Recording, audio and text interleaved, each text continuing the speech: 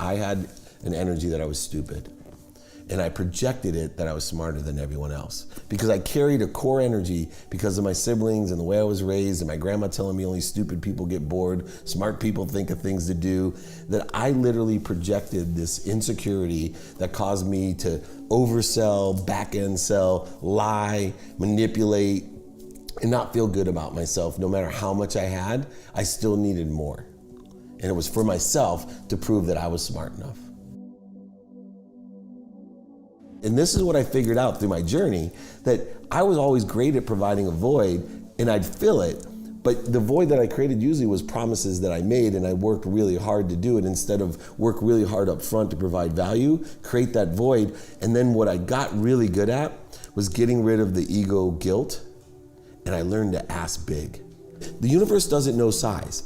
So it knows, I believe that it's just as good for somebody to put a cart back at the grocery store or pick up trash and throw it away, or provide a healthy food to somebody, that it is to give $1 million. The universe, it's not, these are human things. This is a lower, and so you might as well do as many good deeds as you can, open as many doors, smile as many people, hug as many people as you can, and then when you create your void of giving and service, ask big.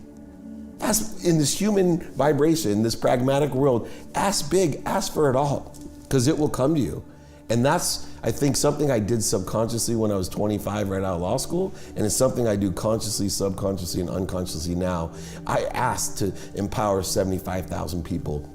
I want to change the world to make people happy. So whatever you believe in, I don't care if it's God, Jesus, Muhammad, Joseph Smith, the 12th man, if you're a Seahawks fan, I don't care, but ask the universe, ask who you think, put it out there. You know, there's 3 ways. You got what you think, say, and do. That's one way to put it out there. Subconsciously, there are no pathways in your mind. 40,000 of the same thoughts, put it out there. And then finally, your energy, your DNA, your fingerprint on life, that's what truly puts it out there. And that system of conscious to subconscious to unconscious is what allows you to truly attract rapidly and accurately what you want. It's almost connected to the zero effect of life. And I think there's a consistency that makes people successful. And what happens is we lie to ourselves. And I'll use health because you're an expert at it. But I see this in nutrition and in exercise. People will tell me after 1 month, gosh, why did I get incremental results or no results at all? I said, because you zeroed yourself out. The kids that showed up during spring break to the event that I had, that the ones that were there, and they had a lot of other distractions, they're the ones that don't zero out. They're the ones that get the exponential power of the universe. Meaning, if I do something every day, day 1 I get X to the first, day 2 to the second, third, fourth, fifth. Most people, when it comes to nutrition, they're always day 6, they zero themselves out. Then they start over, first, second, and during a month they may zero themselves out 3 or 4 times. At the end of the month, they didn't get the exponential results. If you stick to something every day, this idea of being more interested, really asking the extra questions, going the extra mile, which is completely empty in my opinion. If you want no competition in your life, go the extra mile. 99.9% of the people are zeroing themselves out. They're doing 28 days a month, not 31. I start very pragmatically. I have certain things that I think can change someone's life. Number 1, student of your calendar. It might sound silly, but I believe focus, there's a whole field of intention, and that the pragmatic way that we figure out what we're doing in a day, because I look for productivity and accessibility. And then another quick philosophy is do it now. Whenever I'm doing anything, I have a simple question: can I do it now? Because if I can do something now, number 1, I save myself a minimum of half the time. It'll take me twice as much time to do something if I don't do it now. And 2, exponentially it becomes less successful if you don't do something now. You can forget it, you have to go back. I mean, it just turns into a mess. So about 85 to 88% of the things that I'm approached with, I can do now. Hey, you got a referral? Yeah, hold on. Sometimes it's a little weird and quirky during a meeting, but I do it anyway. Someone asked me, I literally make the introduction, I cut our conversation. Hey, you need to know this guy. And so these little tips of time, and then the other side, so I give time tips because I believe time's a construct. Everybody has 24 hours a day. It's how productive and accessible can you be in 24 hours. And then the other construct is ego. So the two ways I help them is I teach them gratitude, empathy, accountability, and effective communication to help them get out of their own way, because that ego and time will be two things that will reduce all the resistance in their lives and allow them to attract what they want. And if you understand ego and you understand time, you can have faith to be of service. Ego is that voice, that little voice inside of you that I use Cancel, Clear, Connect for, that it's all these needs. Guilt is a big one. Fear is a huge one. Anxiety. So when I can teach young people to identify when they're thinking with their ego, when they're in their own way, there's only one thing that stands between you and what you want.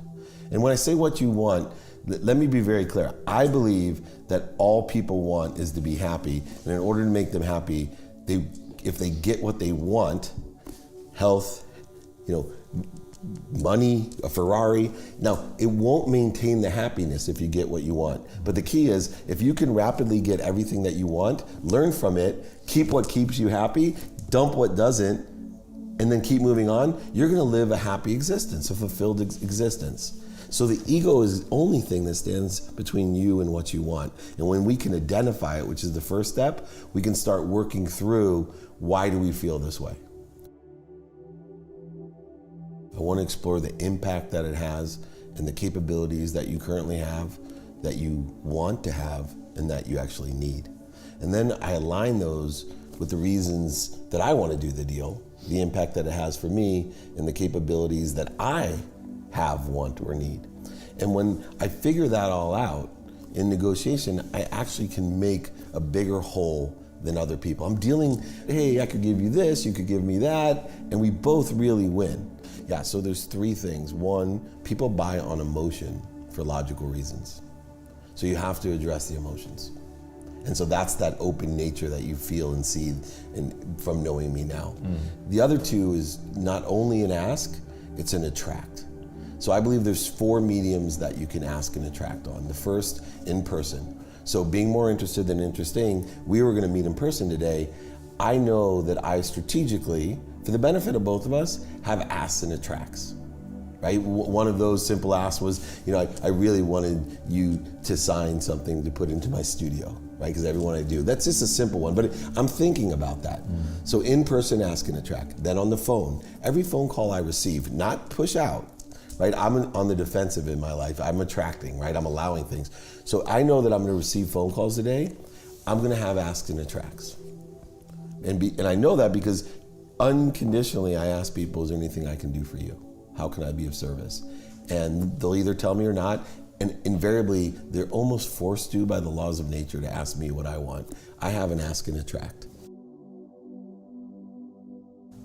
Meditation for me is 20 minutes every morning. First thing that I do. And what it does is it finds my center.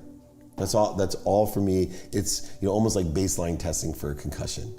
Because what I've learned is that life is like the big tall hill in San Francisco with a car on top. That's your center when the car is up there. You can hold it, a truck you can hold with your finger when it's sitting on top of a hill. The minute this thing starts rolling downhill, you got to put it back up. The longer it goes downhill, the harder it is to get back up. Right. What I used to do during the day is I'd let that truck keep flying down the hill and trying to react instead of act by going back to center. So anything that takes you off of peace, oneness, wholeness, that peaceful feeling, if something moves me in that direction, instead of reacting, talking, yelling, all the different things, throwing things, whatever you are, go back to center. Manifesting is commanding, which means working with. The word work is in there. You gotta take action. You gotta make it happen. You can't sit at home, high on your mom's couch, manifesting the Publishers Clearinghouse to come to your door. It would drive me crazy. The secret, I'm on to Transformational Leadership Council. I'm like the most pragmatic sports agent weirdo on there. But those are all the people that created the movie The Secret. And I told them, drove me crazy when the guys, you're teaching the masses, sit there and dream about your Ferrari. And this was during my transformational time. And I sat there, it put a pit in my stomach. I'm like, do you know how hard I had to work to buy my Ferrari? Like, it was a dream of mine. But I wasn't home high on my mom's couch dreaming about having that thing. I was out working and doing all the things that I needed. That combination to me, the commanding, the commanding of the universe, working with it, and that includes working with others. So even in my business, ask me, you want to go to do something? You want to come to the studio today and get involved and meet you? Because I saw the posse that came. That's because they asked us, okay, how are we going to do it? What value are you going to bring to the table? Oh, I can drive, I can do this. The same works with the universe. I want to raise $100 million to give to people. And I hear the universe tell me, okay, how are we going to do it? Now it takes action. It takes alignment, action, adjustment. But it takes, I have to create a plan. I'm not just going to dream about it, but I believe that it's very important to still think about it, focus in on it, dream about it, that all these things, the conscious, subconscious, and unconscious all work together. But without conscious action, it probably won't take place. So here's what's cool, because this is going to throw you way back, because it's a completely pragmatic, monetary solution to the problem. That I tell young people with what they want, that they need it to figure out, one, a direct path to that. That's your goal. What's my direct path to revenue? Forget the business side. What if you have an idea for a business specifically, what's my direct path to revenue? And when you stay focused on the direct path to revenue, you only need one more thing, to stay in business every day. And so if you have one objective to stay in business, and then two, a direct path to revenue, and understand that my job is to align with as much as I can, being more interested than interesting, learning these skills, knowledge, and maintaining desire. You're guaranteed success. Let me give you one of the coolest things that I've learned. And this is about anything in life. If somebody could tell you, give me your dream and your 25 no's from your dream. 25 failures, losses from your dream. How excited would you be when you got the first no? Way. How about when you get your 25th one? I'd be over the moon. But for me, this is where faith comes in. I believe that I live in the favor of the universe. I believe that everything is mine. There's enough of everything for everyone. I just truly believe it. And I don't know if it's 25, but I know it's the same philosophy. So I take on the energy and perspective of, good news. First failure, I was wrong again, good news. And then the 25th comes, I'm like, oh gosh, I know I'm closer than I was, this is great. Where like so many people cannot maintain desire, and they get to the 25th time, and they're this far away. You know the Don't Quit poem? I love that poem, because that explains this perfectly. You're done, man, you're gonna get there. I don't know how long. My favorite book, I was blessed to do a book with Jack Canfield, Chicken Soup for the Soul, 500 million. He was rejected 200 times by publishers, said it was a stupid idea. 200. But if I told him that he would be rejected 200 times before he had the best-selling book of all times and 500 million sold in a whole brand that lasts for legacy of a lifetimes of people, how happy would he have been when he got to 150? Right. Literally to me, it's the consistent, persistent enjoyment of the pursuit of my potential. When my outcomes, I have goals. People get all the time, well, how can you do that? But I change my goals that are a little different. They don't create voids, shorts, and obstacles. Meaning, someone will tell me, I want to be a millionaire by the time I'm 30. I say, can I give you a piece of advice? Why not double the amount of money you make as fast as you can? You're not playing with linear time anymore. Time's a construct.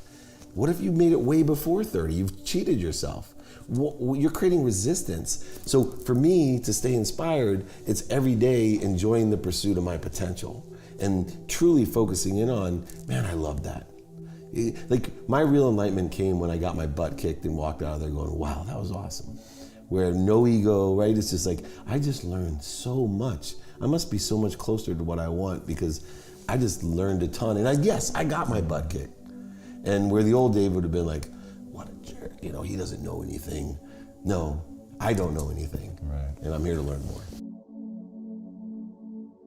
And so to me, to teach people, you need skills, integration of skills, knowledge, and desire, maintenance of desire. You need a direct path to what you want, but you need to stay on course every day. It's every single day. The only thing that stops you from being successful in business, for example, is you run out of money. You go out of business. How many businesses do we know that have evolved? I'm sure your business has evolved from where you started. Sure. Right? I know Google did, Facebook did, right? They all were not set out to be, but they all had a direct path to what they wanted to do, and they stayed in business every day.